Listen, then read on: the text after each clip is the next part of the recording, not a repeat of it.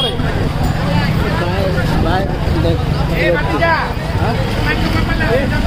ভাই কোন জায়গায় উন্ডেট হয়েছেন? কোন জায়গায় হয়েছেন?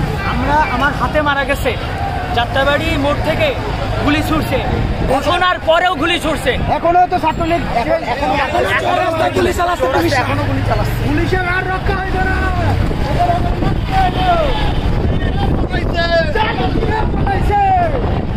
পলাইছে রে, পলাইছে শেখ হাসিনা, পলাইছে।